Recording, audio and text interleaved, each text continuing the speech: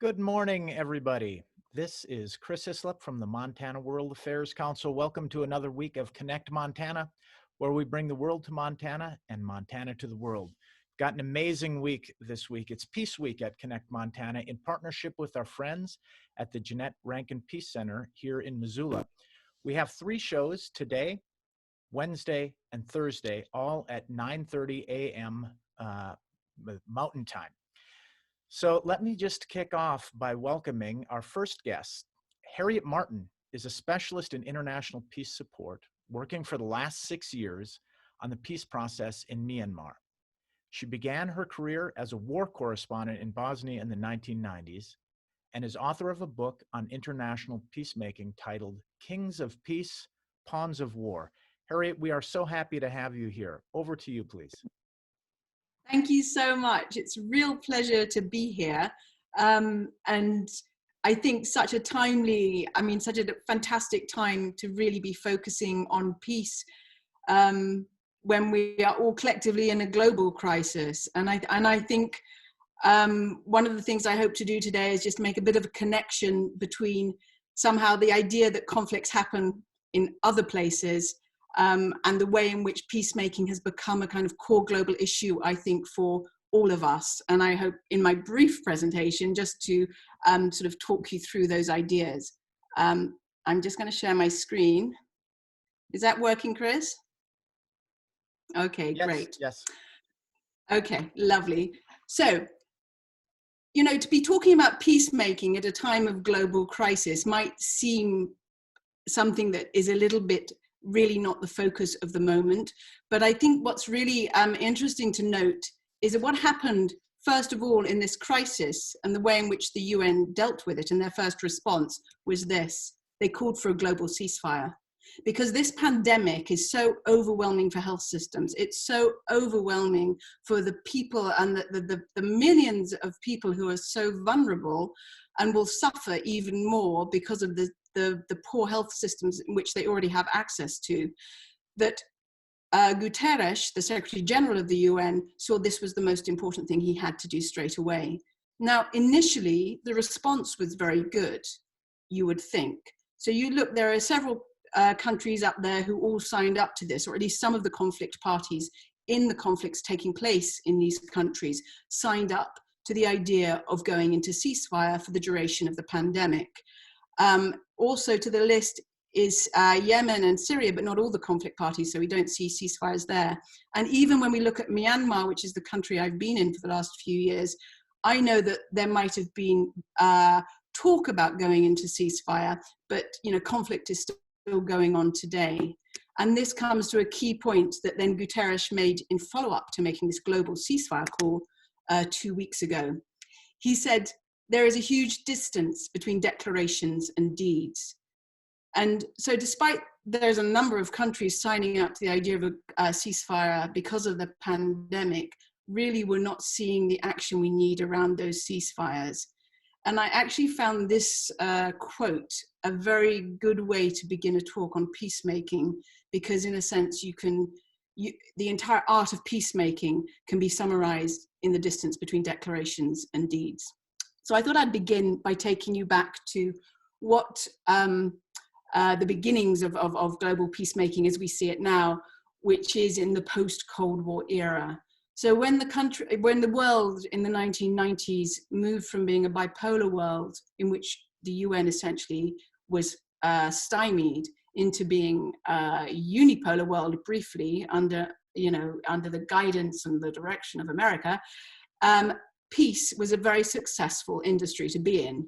And you can see here some of the great peace agreements that were made during that time, and President Clinton being behind many of them in Palestine and Israel in '92, the Oslo Accords, Bosnia in '95, Northern Ireland, America was vital, and in Sudan later, America was absolutely vital, that support. Only in Sri Lanka, you see up in the top left there, that was actually a Norwegian initiative and remained one. And they managed to get a ceasefire in Sri Lanka in 2002. Now, these agreements all, I'm sorry, there we go. These agreements all contained what we would hope in any peace agreement. So one of the ideas behind peacemaking, particularly 20 years ago, was that this was the natural movement of countries that had struggled with democracy into democracy. It was kind of a democracy gateway. And after the peace agreement would come elections, and then there would be legitimacy of government. So what was contained in the peace agreement was really often the beginnings of a new constitution for many of these countries. And so they contained, these agreements, exactly what we would expect: justice, equality, power sharing, human rights, minority rights, rights to return. So as a read, every peace agreement I've read is always pretty inspiring, to be honest. But then there's a catch, and I'm sure you're expecting me to say that, because most peace agreements don't work. They're never implemented. And really what the best thing you can hope out of a peace agreement in that old school way is a temporary cessation of violence. And so what we've seen in the last 20 years is many more countries going back into conflict that once had a peace agreement. And so clearly there is a fault there, that you can get an armed group into years of negotiation with a state around stopping fighting, and it will take years. And so, of course, after many, many years, it feels like this incredible achievement and an incredible diplomatic coup for any country involved in this peace process when the two sides finally sign. But actually, a peace agreement is just a piece of paper, and we very rarely see them implemented and a country transformed in the way that you would think would happen if you just read the agreement. So in the industry that I come from, which is a peace support industry backed by many donors with numerous organizations across the world, what we have now is been a kind of long, hard look at ourselves, I think, and we've kind of had to see what was missing. And there's something incredibly obvious that was missing in this entire kind of quite glamorous diplomatic process. And that was just the simple idea of inclusivity, that everybody in a country in conflict is a stakeholder in their peace. And if you exclude them, they're not part of the implementation, they're not part of the process that they want to see succeed. So a lot of thinking has changed around international peacemaking in the last 10 years. And I would say probably most significantly is the idea of women's inclusion. So you think back to that first slide, where was it? Here. There's not even a woman in any of those photographs. And now the idea that women have to be included in a peace process in a meaningful way is front and center to every approach and every peace process that is now taking place under international money, essentially. So donor governments now really value that women have a voice in peace processes. I think added to that is the idea that you can't just sign a piece of paper and transform a country. Transformation is much more complicated. So a bottom-up process has to be taking place as well as a top-down one. So that's the idea of peace building. So bringing communities together and actually resolving micro conflicts at the local level, and not assuming that in a capital far away or an armed group far away that people who are remote from daily conflict can actually be the ones to resolve it. And the third thing is, I'm sharing with you my core lesson learned from my years in Myanmar.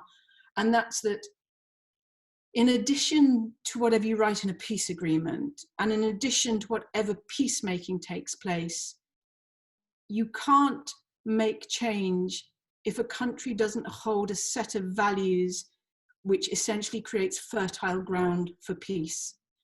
And so I would say that these are really core, they're kind of obvious to us all. Equality, tolerance, and diversity, embracing those things are just absolutely profound. And in exploring kind of these ideas that I've been having in Myanmar in the last few years, last year I initiated a new network of women leaders. And what I did was I was kind of testing myself around these ideas of values for peace, brought together parliamentarians, policymakers, women in the CSO communities, like sort of working community workers, and policymakers. So a very different set of women who naturally wouldn't come across each other, but were all leaders in their fields. And these women just gelled, and we had the most amazing meetings. And they've now come up with what they call the Declaration for Equality and Inclusivity in Myanmar. And so and none of these women had anything to do with the peace process, but they were all deeply concerned about a country which is incredibly hierarchical, essentially very racist. If you belong to the main ethnic group, the Bamar, you don't socialize, you don't value the culture traditionally of those in non-Bamar cultures, and there's many, many, many other cultures. And so actually it was about giving a platform for these women who have these very liberal views that are tolerant and all about, and they love the multiculturalism of their country and the richness of its religions and its incredible old cultures. And they wanted to be able to kind of voice that even without kind of stepping into the peace process. So this year they'll be running a big campaign around getting support for their vision. And that's just one example of what peacemaking can do outside of the formal process. And I think it's about being imaginative and seeing beyond those who are holding weapons and those who hold state power and probably do not want to give up state power. So that was that idea, so around values for peace.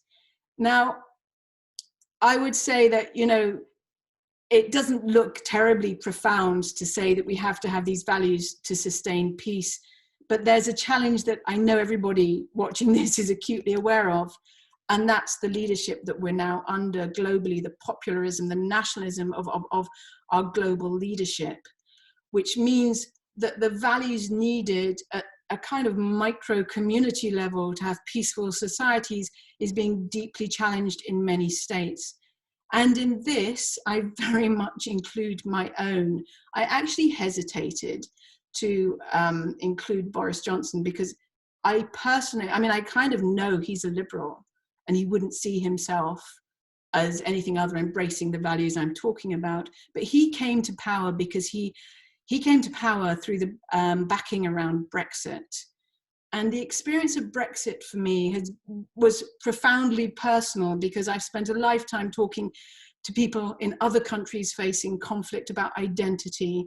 And I suddenly found myself having to face up to the fact that I was in profound conflict with half of my fellow Britons around a sense of what it is to be British, which for me was about being European.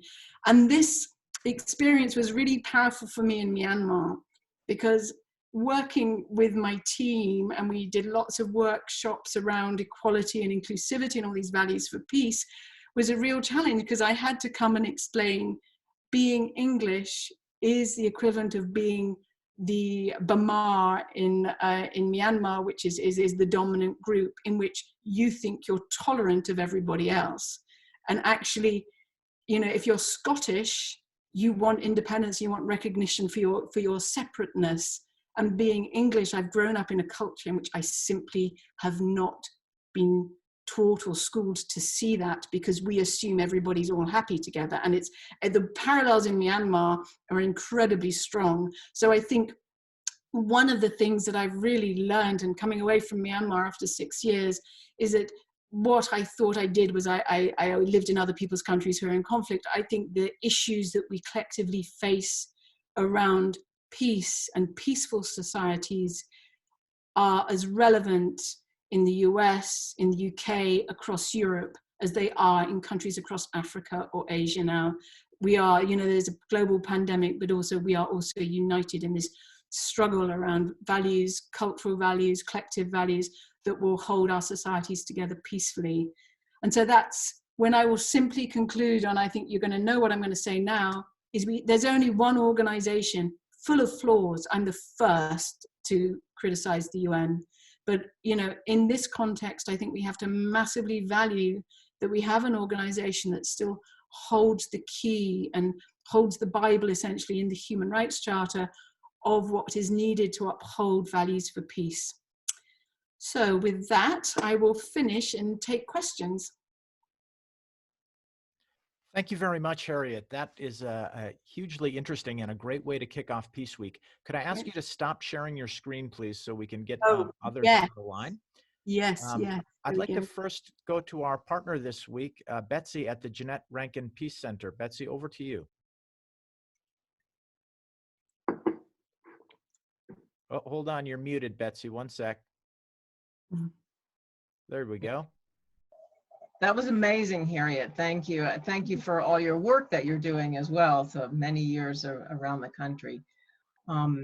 I had a reflection, and that is I belong to Rotary, Yeah. and a lot of what you are saying sort of dovetails nicely with the work that Rotary is doing with the Institute of Peace and Economics. The building the pillars of peace. Yeah. So that was affirming for me in the work that I do in peace and Rotary. So I see a fellow Rotarian on the call here. You know, I guess what you're saying makes so much sense, and that is that peacekeeping has moved from a level of government official to us to be able to come together as people, as you brought the women together to stand up for ourselves, to take the concepts that you talked about into our own hands. And I guess that makes so much sense to me.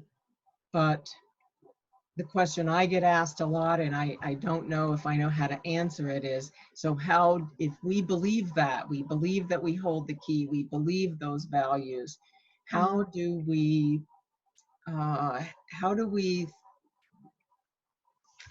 act on that in the face of people in power that don't believe that or don't support that? You know, the presidents of the countries that are more isolationist, and how do we combat that as people? You know, I wouldn't begin to claim I have answers. I think you're right, though. This is the question: how do we do that? And that's when I had very much the sense that actually understanding the presence of the UN in all of this is incredibly important, as almost like a biblical reference, in a sense. If we lose the UN, we've lost the only thing that holds together that collective notion of values that are needed for peace. It's all we have as a global instrument. And when Brexit has threatened the EU as a global instrument as well, when our global instruments are under threat, I do think maybe thinking about narratives around actually bolstering the importance and the value of the UN, just as we've seen with COVID. WHO is the technical global expert that sets the standards. The UN, as the holder and the peace organization of the world, holds the standards around peace with the Human Rights Charter, essentially. So, I mean, I think kind of conceptually creating narratives that people could connect to, because I think the UN is a monster to understand, and it's so easy to criticize because there's so much to criticize about it, but actually understanding what the real value of the organization is might be useful. Thank you. That's very helpful for me in my role to be able to interpret that for people. So thank you. Harriet, thanks for that. I wanted to follow up on a question, since you're talking about the UN and you place the role of the UN as a very important one when you're thinking about international conflict resolution and peacemaking.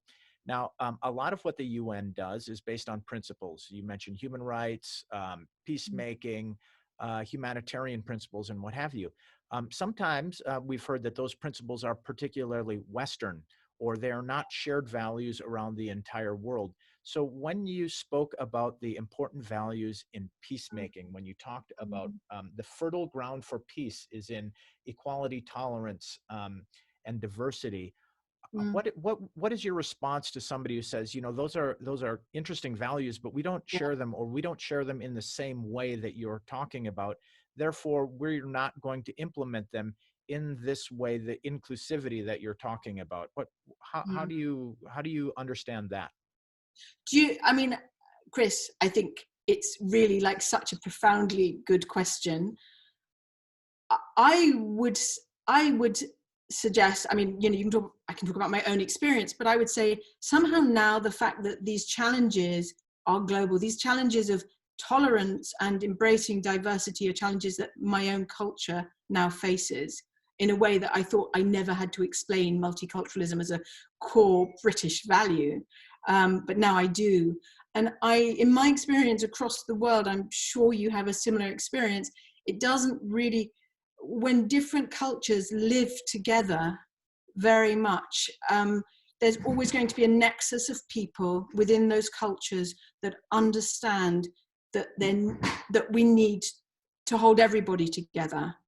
And in a sense, it's people that do not see their core identity as having sort of national, ethnic kind of shape to it, but maybe something bigger. And that's certainly something I think is human. No, these are human values. Very interesting. Yeah, I mean, it's a bit of a conundrum, but you know, I thank you very much for, you know, it's the best possible view, I think, that you provide in trying to understand how we share certain, you know, core values. Yeah. But I wanted to ask another question, Harriet, since, you know, you were talking about in the COVID era. So we're in a very strange time. Yeah. It's my understanding or my perception maybe that, you know, the reason that we need peacemaking in the first place is, you know, based on conflict, but also that conflict that creates a sense of distrust. And during any peacemaking process, you have these confidence building measures that you're trying to rebuild the trust between the different parties to the conflict. Now, in an era where you can't put people in the same room, where the kind of very core technical elements of a peacemaking process, the confidence building between human beings and between groups, is that affected? Can it and does it continue in a different way in this era? Do you know, I can't see a way around it, because actually, in my experience of every peace process that I've looked at, it has been when the kind of the costumes people wear, when people are undressed and naked emotionally between each other because they've spent so many thousands of hours negotiating over different points in a peace agreement, that they actually start being mums, not mums probably, but dads together. They're young people together. You know, one time in the Sri Lankan process, the young guys who were the junior members of the negotiating team, they were negotiating, they'd been taken to Japan, and they all ended up in the jacuzzi together. And these were people that didn't speak to each other socially. And they never, you know, they spent weeks not talking to each other than in the meeting. And it's those moments of breakdown. There was a time in the Cyprus process when the mediator managed to get the two presidents on a yacht together for an afternoon. There was another time in Sudan when it was in a tent, and the only thing the mediator did was bring in an ashtray every 2 hours to change the ashtray because the guys smoked so much. You know, I mean, it is actually about human intimacy that stops people, you know, they make them people to people kind of engagement, and that's where the trust comes from. And I think COVID, in which we live in this way behind screens now, is going to be a massive challenge. Yeah, certainly for peace processes and for everything, it's challenging, but it's interesting to see how that actually plays out. If I could ask you just one more question, Harriet, before we wrap up, and that is, you know, just looking at the importance in any peace process on compromise, on understanding and the ability to reach and craft a compromise between parties. Now, broadly speaking, you know, compromise these days politically, I'm not talking about any individual or any country, but broadly speaking, I think it's safe to say that, you know, we've kind of fallen into my side, your side on so many issues. And that compromise is kind of is now seen as a bit of a threat, that if we compromise our values or we compromise anything, we threaten the things that we love. I'm just curious, just in terms of peace processes, you know, broadly speaking, not necessarily in this era, you know, how have you seen and how can we understand reaching a compromise in a peace process? And is there something that we can learn about that just in our daily lives in being able to better understand and compromise with others? It's a big question. I'm just going to throw it out there, though. Yeah, no, it's a good big question. You know, the most useful thing, I mean, one of the phrases I always come back to around when a peace process is going to work or not, and negotiation might have gone on for years, is when you know the state is going to give something up. So if you think about across the table, you have an armed group who have nothing but their violence on the battlefield. That's what threatens the state. And then you have a state that controls everything else in that kind of universe of that country. And so always the compromise that you need is not from the weaker party, of course, it's from the stronger party. And so the way in which mediators have got around this is spending a lot of time with those representing a government and talking about the fact they have so much to give away because they have so much, they're not going to notice a little bit of power. So it's about sort of understanding one's own abundance in a sense. And I think maybe that's where the personal thing is, like, you can give away because you're not going to lose anything from it, you know? Oh yeah, that's a great point. I mean, if we could only remember that, even in our you know, small conflicts, interpersonal conflicts, Yeah. about, you know, what is to be given and what is not to be given. Harriet, Yeah. I'd like to go for last word back to you on anything you'd like to add. Oh, no, I mean, I just think it's so great that things like this are taking place, because I think the more all of us engage in the challenges, but also the opportunities of this strange era that we're now living in this strange way we're living in, and keep engaging to work out how life after this COVID experience and how it can be better for everybody. Hear, hear, Harriet. Thank you so much. So to Harriet Martin, peacemaker and author, thanks for joining us on Connect Montana. We really appreciate it. And thanks to Betsy and all of our friends at the Janet Rankin Peace Center also for partnering this week.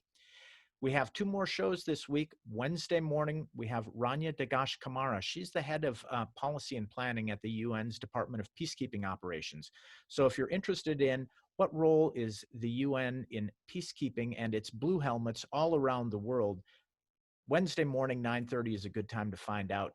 The week ends up Thursday morning at 9:30. We have quite an extraordinary guest. We have Jan Egeland, former Undersecretary General of the United Nations for Humanitarian Affairs. He was also the Secretary General's Special Advisor on Syria. He was one of the key brokers of the Oslo Peace Accords, and has been involved in a number of other peacemaking processes and negotiations. He'll join us Thursday morning at 9:30, so please join us back here at Connect Montana. If you have any other ideas or any other thoughts, please send them to me at info@montanaworldaffairs.org. These are also recorded. You can check them out on our YouTube channel. So until Wednesday, thank you all very much. Have a good day.